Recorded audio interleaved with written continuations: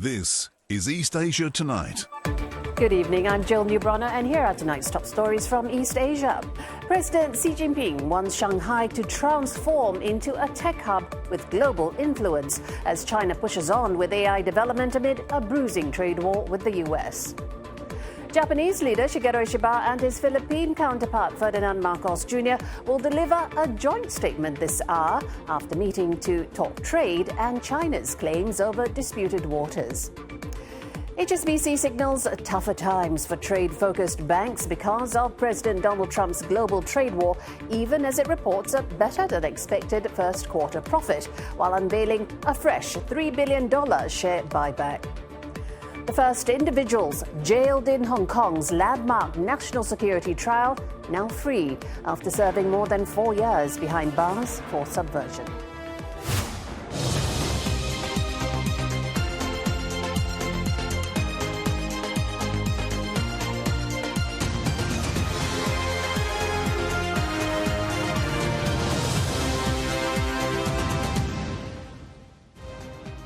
Also on East Asia Tonight, North Korean leader Kim Jong Un skips another visit to the family tomb this year, marking his third consecutive no-show on a day venerating the country's founder, Kim Il-sung. And we delve into the world of bubble tea as Taiwan celebrates the 4-decades-old creation that has kept up with changing consumer tastes through innovation and competition.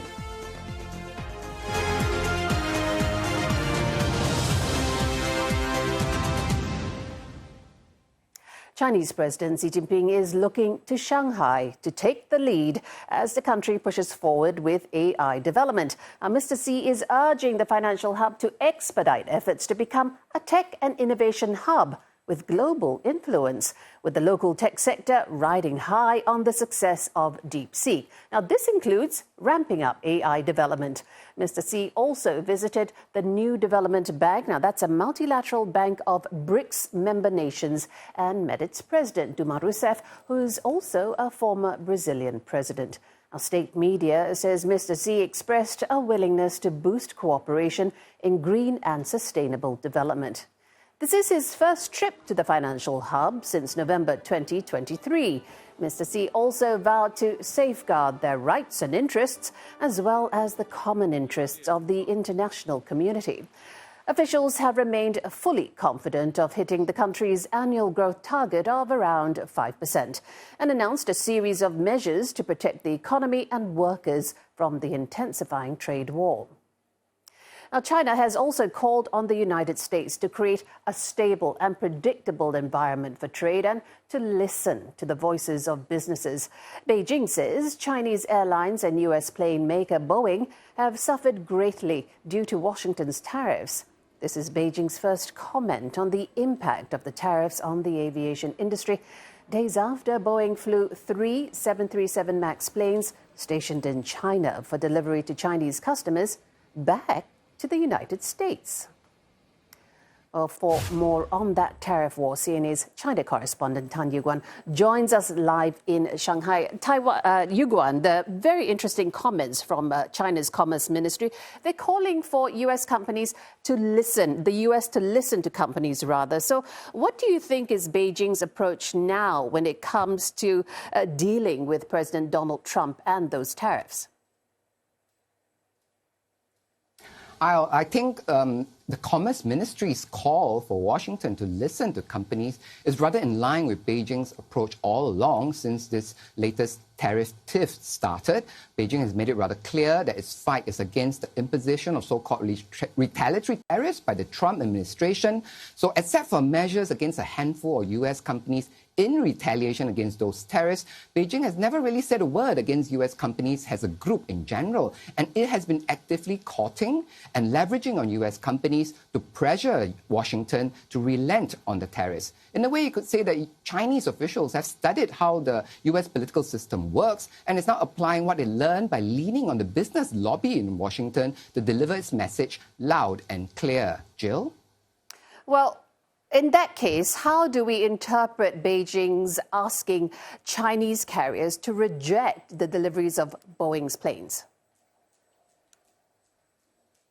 Well, yes, it did ask companies to reject Boeing planes, but I think it's in part also hoping that the Boeing move would exert even more pressure on Washington. And on the other hand, given the reliance of Chinese carriers on Boeing planes, it's not unexpected for Chinese authorities to make that move. It's a strategic move it needs to make. For one, having more Boeing planes means having to continue to import even more parts from the US to service its planes. This would blunt Beijing's bargaining chip. In fact, it's been reported that Beijing has lifted tit-for-tat tariffs on aerospace parts. And it's not expected because given the impact of those tariffs on Chinese carriers, including its national carrier, Air China. So while it can buy planes from Boeing's competitor, Airbus, switching to Airbus is a huge task involving training maintenance staff and pilots. Besides, Airbus cannot ramp up production that quickly. Meantime, its local jet manufacturer, Comac, relies on US-made engines. So weaning local carriers off Boeing planes is both a retaliatory move against the US as well as a move at self-preservation to see that the aviation sector does not fall even deeper into reliance on Boeing. Jill? Now, Shanghai very much in the focus. Chinese President Xi Jinping urging AI and tech development there. What can we make of his visit?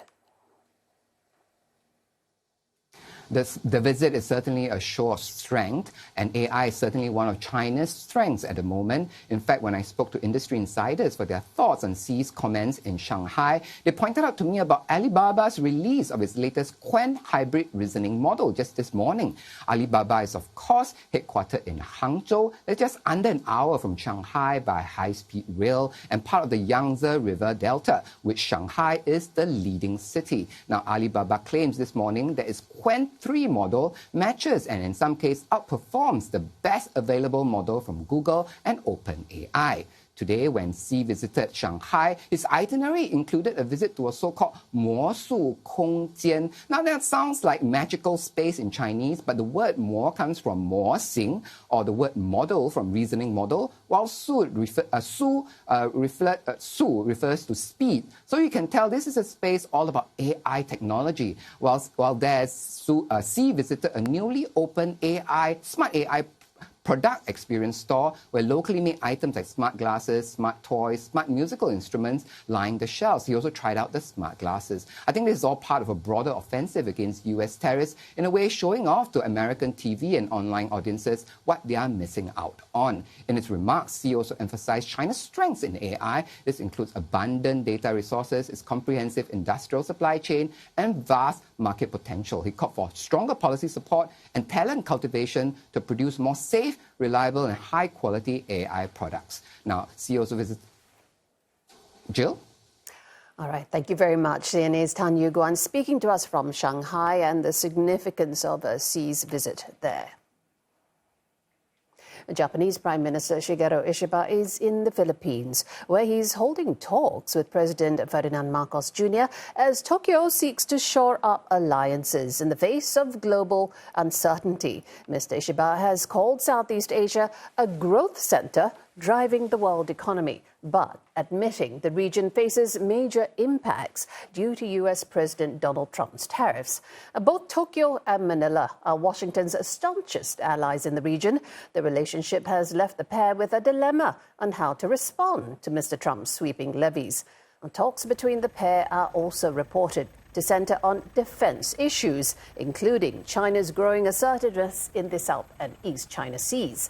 Japanese and Philippine officials are expected to start negotiations this year on two landmark defense pacts, with observers noting that Mr. Ishiba's visit to Manila underscores their rapidly deepening alliance in this area. The Japanese Prime Minister's visit to the Philippines is part of a wider trip, which also included Vietnam and follows Chinese President Xi Jinping's recent Southeast Asia tour. Mr. Ishiba and President Marcos are set to deliver joint statements on their meeting this very hour. We will get more on that press conference with our correspondent Buena Bernal later in the show.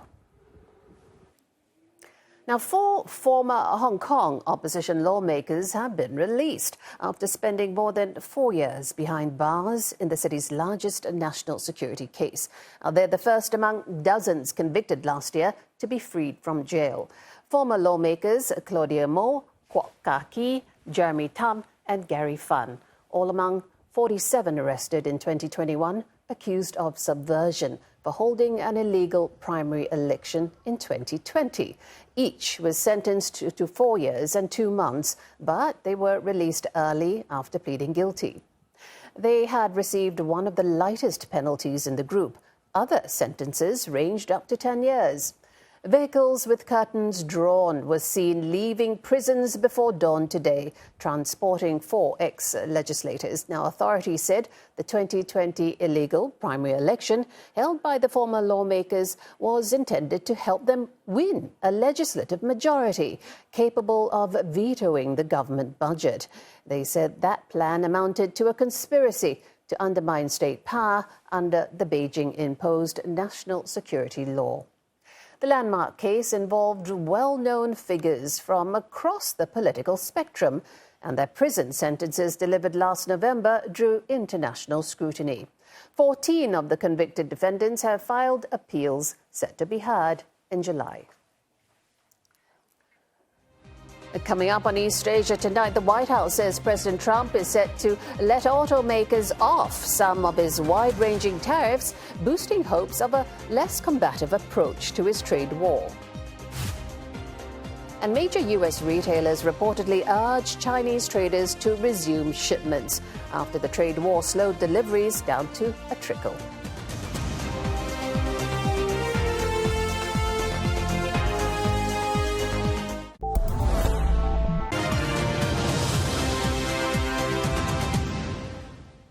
Welcome back. Time now for business news with Roland Lim, including the story on American retail giants seeking to resume imports from Chinese retailers despite steep tariffs. What's going on there?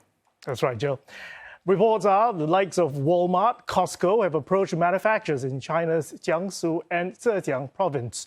I will have more on that, but first, HSBC has warned of potential hit to revenues from an intensifying trade war between the world's 2 largest economies.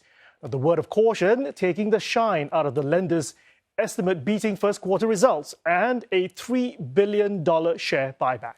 The bank's profit before tax declined 25% on year, while revenue fell 15% from last year. But both figures came in above expectations. A pre-tax profit soared nearly 317% from the previous quarter. The UK's largest bank, which is heavily exposed to Chinese and Asian markets, say lending would be muted this year, citing uncertainty, market turmoil, and a deteriorating economic outlook from higher tariffs and geopolitical tensions. Now, it has increased its provisions for bad loans. It has raised its expected credit losses by $200 million to around $900 million. HSBC says it could book an additional $500 million in a scenario where higher tariffs would lead to a slowdown in global growth. Now, HSBC is undergoing a broad restructuring of its business under new CEO George El-Hadary. The restructuring is expected to lead to cost savings of $1.8 billion over the next 2 years. Investors cheering the buyback news, the stock closing up more than 3% in Hong Kong, and year-to-date it is up nearly 17%. A White House official has confirmed reports that the Trump administration will take steps to reduce the impact of automotive tariffs. That's a move due to be officially announced later today as President Trump marks his 100th day in office. The move includes alleviating some duties levied on foreign parts used in domestic manufacturing, and tariffs on foreign-made cars will not be charged. Additional levies, such as those on steel and aluminium. U.S. Commerce Secretary Howard Lutnick says the move will benefit companies who manufacture domestically, as well as those that have expressed a commitment to invest in the U.S. Now, South Korea's Kospi firmly in the green, rising to their highest level in over a month. That's as automakers jumped on hopes of a milder impact from U.S. tariffs. Hyundai Motor, sister automaker Kia, both jumping more than 2%. Investor sentiment also getting a boost from South Korean officials' comment that Seoul would agree to a trade package with Washington by the time the country holds a presidential election in June. E-commerce giant Amazon is reportedly pressuring its suppliers to cut prices in an effort to insulate itself from the impact of Trump administration's tariffs. According to a Financial Times report citing sources, Amazon is seeking low double-digit price cuts from sellers, ranging from homeware to consumer electronics. Suppliers sourcing from China are also under more pressure after the White House imposed tariffs of up to 145% on Chinese imports. Analysts say, however, that Amazon has leverage as sellers are dependent on the e-commerce platform. Rivals, including Costco and Walmart, have made similar moves, leaning on suppliers to reduce the hit from steep tariffs. Goldman Sachs estimate that the levies could cost Amazon up to $10 billion in operating profit. That's a hit of 12%. Already, the giant has cancelled substantial direct imports from China. Meantime, the first tariffed shipments from China has arrived in the U.S. yesterday, but analysts expect price hikes to begin from the middle of the year if tariffs persist. On the other hand, U.S. retailers Walmart, Home Depot and Target have reportedly instructed some of their Chinese suppliers to resume shipments, with the cost of the import duties to be borne by the retailers themselves. Now, this development is an about-turn for Walmart, which in previous weeks was reportedly pressuring its own suppliers to cut prices. But this comes after heads of retail giants warned U.S. President Trump last week that shelves across the U.S. could be empty if steep tariffs on Chinese imports continue. Analysts say that retailers' decision to resume shipments is a positive indicator of de-escalation of the trade war between the world's two biggest economies. The Indonesian Electric Vehicle Show opened in Jakarta today with more than 140 exhibitors from both local and international markets. Among EV makers hoping to drive up sales and visibility are several Chinese car brands, along with key players from Japan and South Korea. CNA's Chandni Vatbani with this report. Chinese car brands are dominating the electric vehicle industry in Indonesia. And at this exhibition, they account for 6 of 12 featured car brands. It's the 4th edition of the Periklindo Indonesia Electric Vehicle Show. And this year, the spotlight is on commercial vehicles, such as Wuling's EV van, which made its debut at the show. The hope is to present more choices to businesses, especially micro, small and medium enterprises, seeking efficiency in daily operations. Chairman of the Indonesian Electric Vehicle Association said there needs to be a fairly aggressive fiscal policy accompanied by incentives to lure investors and boost the adoption of EVs in the country. Begitu pemerintah memberikan insentif dalam konteks kebijakan fiskal, apakah itu PPN, apakah itu subsidi, maka pertumbuhan masyarakat Indonesia untuk membeli mobil listrik semakin tinggi, apalagi sepeda motor semakin tinggi. Tapi begitu subsidi itu masih menjadi tanda tanya, maka sekarang para pembeli berhenti menunggu kebijakan pemerintah. Mr. Muldoko added that the environment-friendly factor of EVs would greatly benefit the future of Indonesia, in line with the Indonesian government's aim to sell 100,000 units of EVs by the end of 2025. Exhibitors are showcasing a wide range of models to support this growing demand. Chinese automaker Ceres presented its new E3, a compact electric SUV, while BYD's Denza featured its D9 unit, among others. The D9 was the best-selling electric car in March, according to data from the Association of Indonesian Automotive Industries, or GAIKINDO. 1,600 units were sold, making it the top-selling battery electric vehicle for the 3rd straight month this year. Japanese EVs are also on display, with Mitsubishi Motors showcasing its commercial EV, the L100, for the very first time in Indonesia, while South Korea's Hyundai is featuring its Ioniq and Kona units. Additionally, exhibitors are also presenting 2- and 3-wheeled vehicles, along with supporting accessories. The show is expected to attract more than 40,000 visitors over its week-long run. And organizers are targeting more than $24 million in transactions. Chandni Vatmani, CNA, Jakarta. Now, staying in Indonesia, its investment minister has given assurance that South Korea's LG Group remains committed to investing in the country. The minister said LG will increase its investment in a battery cell factory by $1.7 billion, raising total investment in the project to $2.8 billion. The comment follows confirmation last week that LG Energy Solution, or LGES, has withdrawn from another venture in Indonesia. That's a $8.5 billion project in the EV battery supply chain, citing market conditions and the investment environment. LG last week said it will continue its investment in a battery joint venture led by LGES and Hyundai. Now, LG Energy Solutions has yet to comment on this.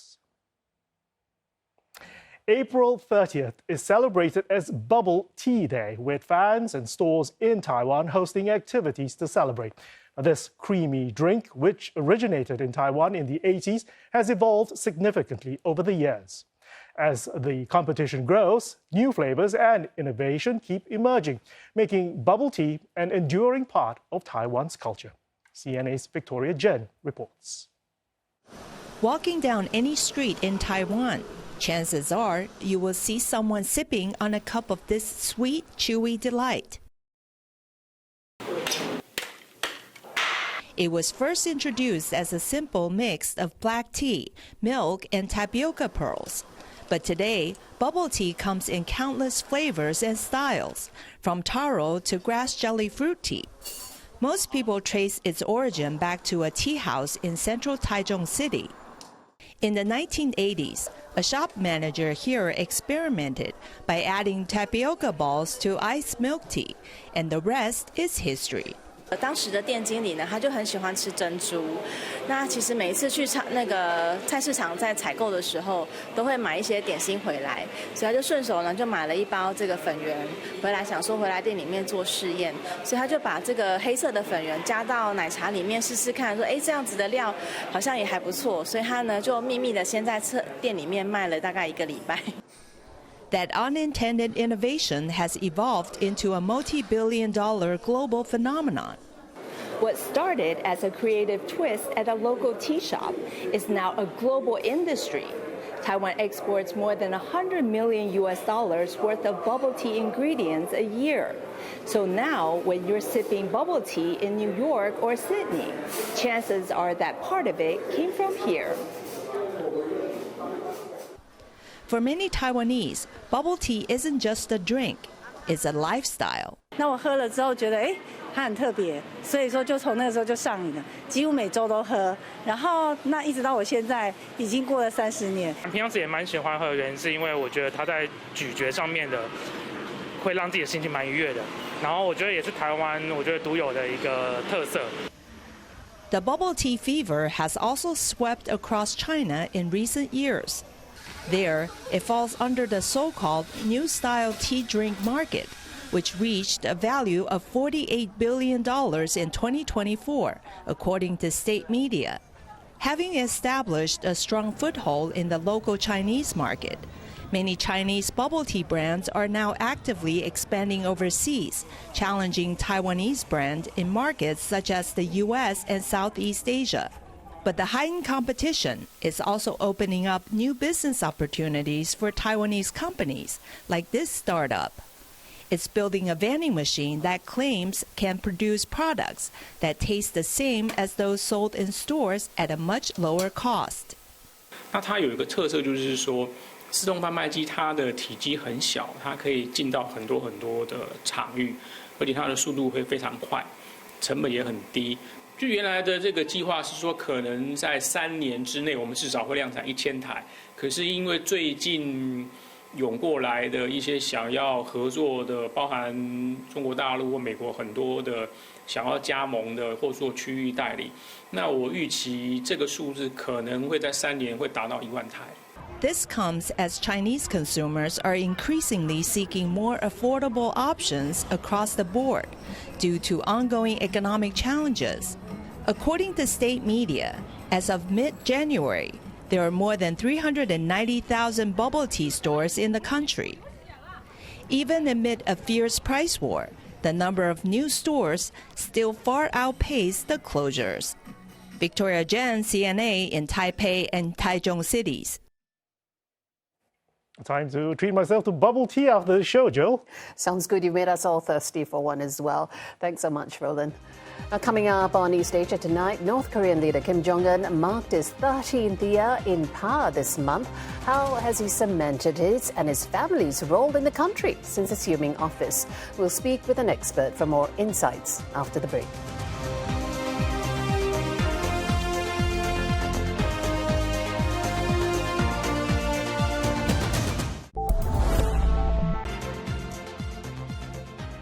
You're with East Asia tonight, and here are the headlines we're following.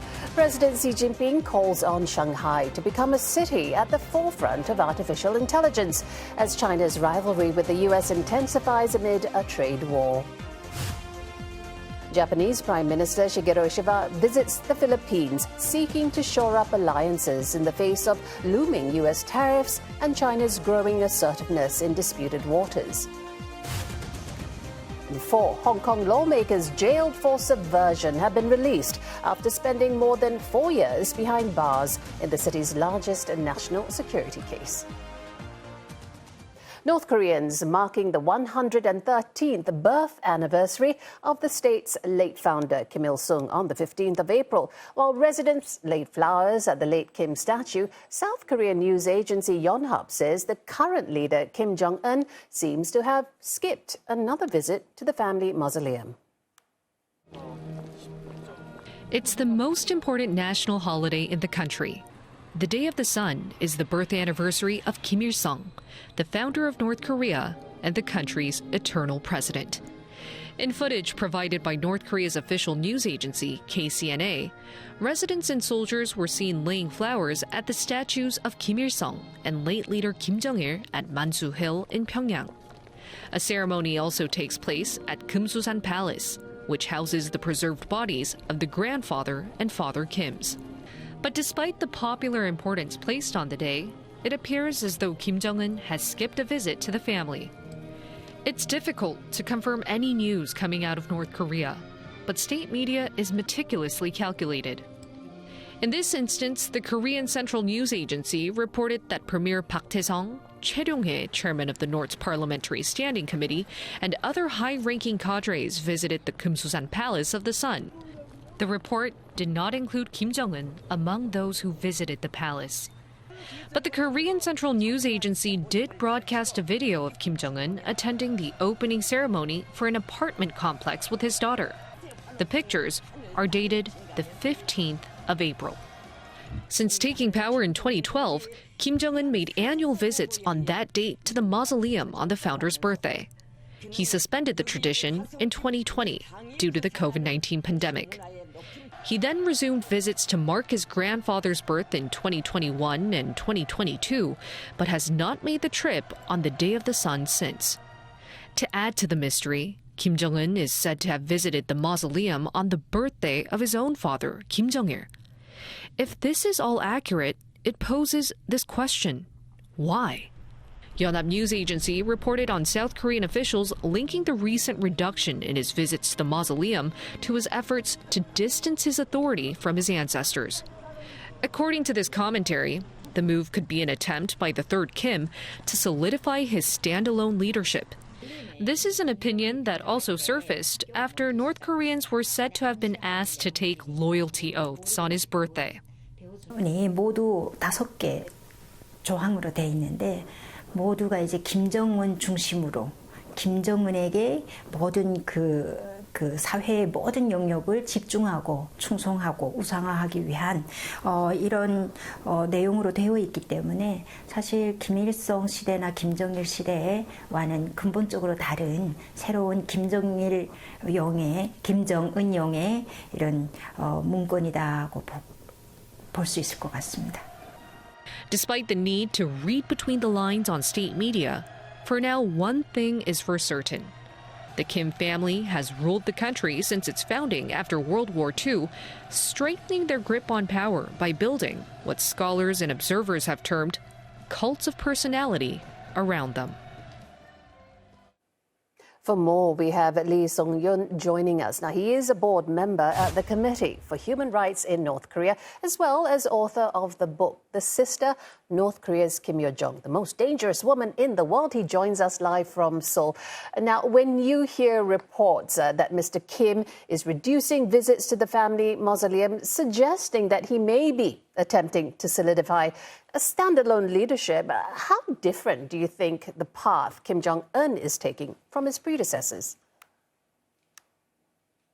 Well, it's about time, as you observed. It's been 13 years or more since he assumed power in the wake of his father's death in mid-December 2011, when he was not even 28 years old. He was about a month shy of turning 28. So he was the world's youngest top leader back then. But now he's 41, not very old, but still not very young either. And on the nuclear front, by the grim metrics of nuclearization and oppression of his own people, his legacy is quite formidable. Now, the nuclear weapons development program was started by the state founder, his grandfather, in the 60s and 70s with modest progress. And under his father, under Kim Jong-il, the state undertook 2 nuclear weapons tests. But under Kim Jong-un, in the Kim Jong-un era, there have been 4 more and a very powerful test back in 2017. And now with the defense pact with Russia that his father was unable to revive in the wake of the collapse of the Soviet Union and the end of the Cold War, Kim Jong-un signed one, a mutual defense pact with Putin in Pyongyang last June, and he sent troops, of course, North Korean soldiers, to fight on Russia's side against Ukraine. So these are all unnerving developments, disturbing developments, but from Kim's point of view, these are quite marked legacies, triumphs even. Yeah, absolutely. I want to unpack that one by one, starting with Kim's long-term plans for North Korea's development. You said he's not old, but he's not young either. That's right. And when you look at the internal dynamics in the Korean peninsula, as we know, we have a poor Korean state in the north and a thriving, prosperous democracy in the south. And it's always been, as they say in the north, the ultimate national task has always been to absorb South Korea by force if necessary. Now, we don't worry too much here in South Korea about an imminent North Korean invasion, but one cannot rule that out. And Kim's ability to cajole and to threaten South Korea and its ally, the United States, with intercontinental ballistic missiles and nuclear warheads, that threat capability has increased quite markedly. So while it remains to be seen if Kim Jong-un will be more adventurous and follow Putin's playbook and start a skirmish or even an invasion of South Korea anytime soon, the capability has increased markedly, and that is quite unnerving.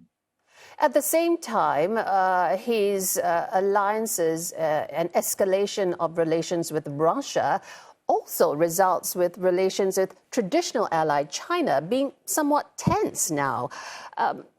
What do you see as the relationship? Where does it go forward from here in terms of their ties?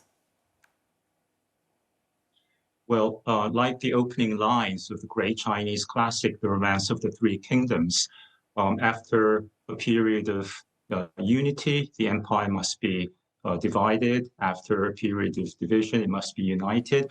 Likewise, China has always considered North Korea with condescension and a little bit of indifference at times. But always China goes back to coddling North Korea, because using that North Korea card vis-a-vis China's main strategic long-term competitor, the United States of America, comes in very handy. It's been almost 6 years since the last summit meeting between President Xi and Kim Jong-un. And that means, I think, that China is probably on the side of inviting Kim Jong-un to visit Beijing again, as it has in the past. The last visit by Kim to Beijing was on his birthday in January 2019. So that's what China does. China does not cut off North Korea, even when it's cross with North Korea. So where does this all leave relations with South Korea? How do you see Kim managing tensions on the Korean peninsula moving forward?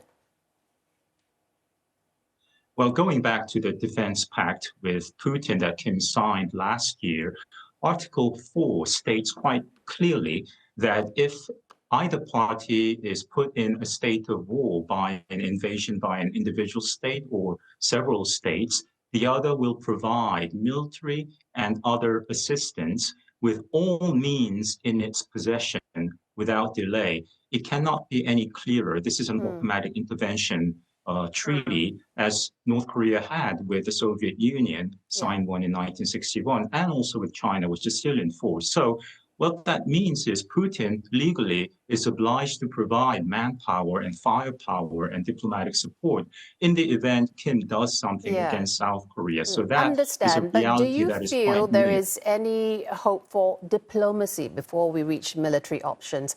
Is there any reason for hope on that front, given that South Korea's presidential frontrunner, Lee Jae-myung, signals a return to diplomacy of sorts? Yes, but for North Korea mostly, if not only, because over the past 35 years of nuclear diplomacy, what has the United States and its allies, South Korea, Japan, European Union, and so on, what have they gained while North Korea has built the bomb? Basically a nuclear North Korea, while North Korea has really received 20 billion, conservatively, 20 billion US dollars worth of aid, a lot of that in cash, all for repeated pledges of denuclearization. So that game will resume at some point. Of course, you know, it's by the conventional metrics, better to talk to your adversary than to call names. So that revival of nuclear diplomacy will return. But I think Kim is better placed than his interlocutors in replaying that game. Understand. Well, we leave it there for now, but thank you so much, Lee Sung-yeon from the Committee for Human Rights in North Korea. Coming up on East Asia tonight, campaigning here in Singapore heating up ahead of this Saturday's election.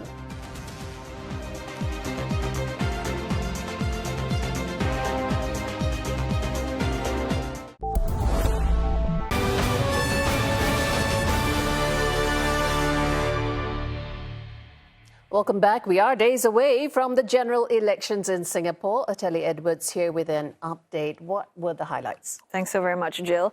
Well, Singapore Prime Minister Lawrence Wong has framed the opposition Workers' Party's campaign thus far as negative, with, quote, inaccuracies aplenty. Mr. Wong was speaking to the media after a walkabout in Punggol, where he spoke out against the WP's negative attacks on candidates. I was also rather taken aback by the negative tone that the WP took in their rallies against Gan Kim Yong and the Punggol team last night. We may have our differences, but there is no need to go into negative attacks on individuals. Especially someone like Gan Kim Yong, who has done so much for Singapore, and it continues to do. Mr. Wong and Deputy Prime Minister Gan Kim Yong also responded to the WP's claims that there were regulatory oversight and transparency issues with regard to the Income Alliance deal. Well, the deal was blocked by Parliament as the government was not satisfied that income insurance could perform its social mission role after the transaction.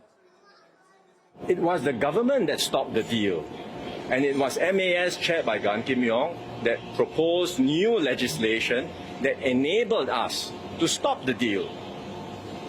And now he has even bigger responsibilities, taking care of the task force to protect Singaporeans from the economic storm, and being our lead person discussing with America and other countries on tariffs and trade matters. It's a big responsibility. Mr. Gan, who was appointed MAS chair in May 2024, was accused of staying silent during the deal, as the regulatory board would have oversight of the transaction. He questioned why the WP was raising this issue now instead of speaking up in Parliament when it was being debated.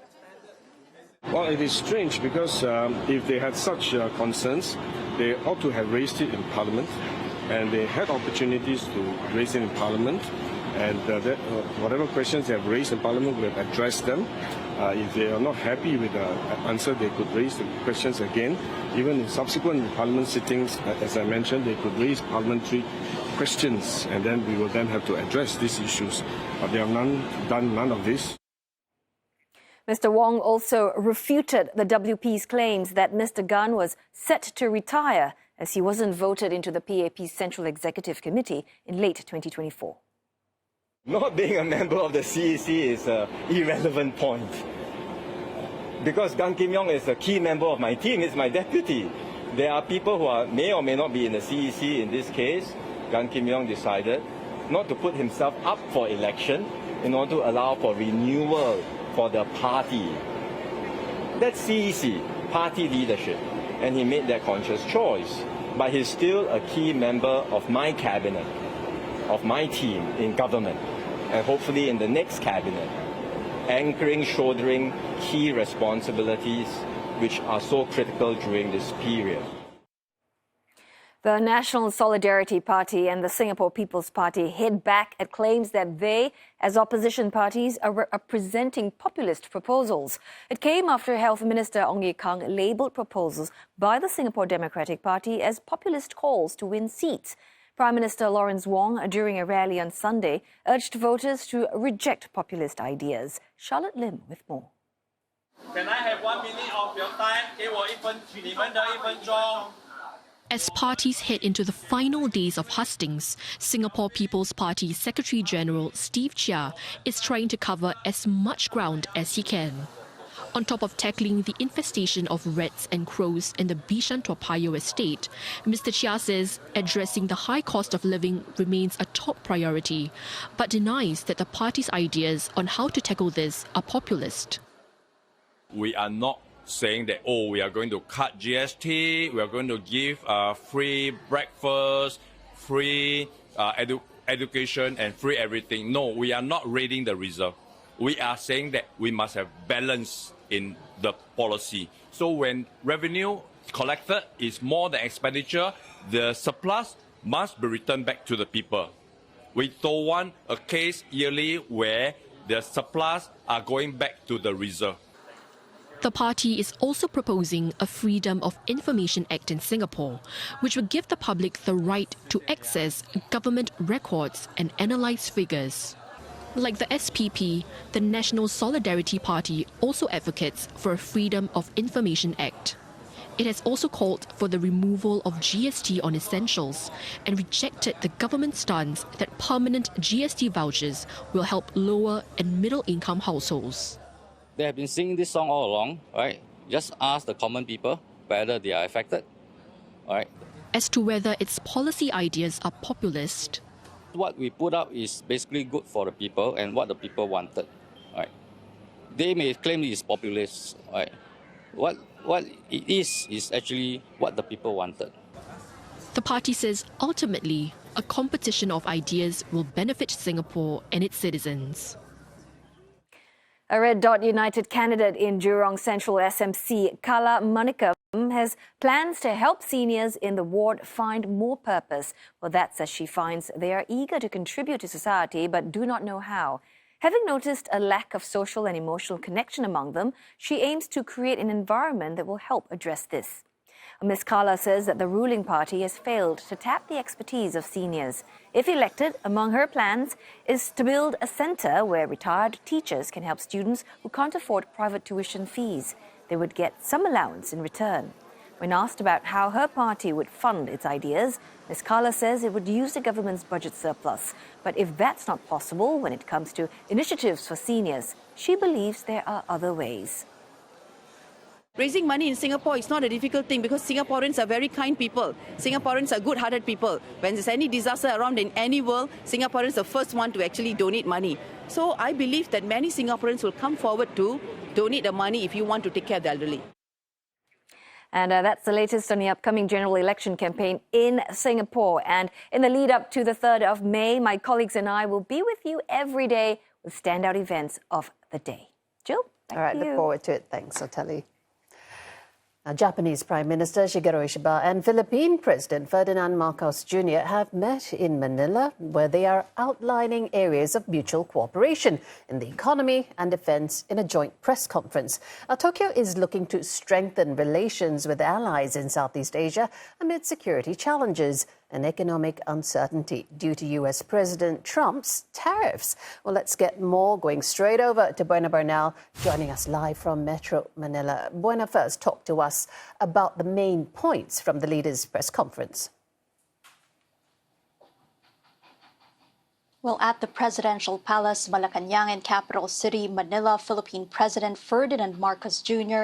in his speech hailed what he called the uninterrupted exchange of high-level visits between Japan and the Philippines, which he said were the hallmarks of a golden age in the two countries' relationship. Now, as we speak, Japanese Prime Minister Ishiba is addressing the press for his term in his speech, but prior to their bilateral meeting, he did recall how 2 decades ago he was also in the Philippines as then Japanese Minister of Agriculture. Now, President Marcos hailed the fact that these two countries are now on the 10th year of their strengthened strategic partnership, and also underscored how next year they will mark the 70th year of the normalization of the diplomatic ties of Japan and the Philippines. He underscored their shared history, considering that Japan had previously occupied the Philippines in World War II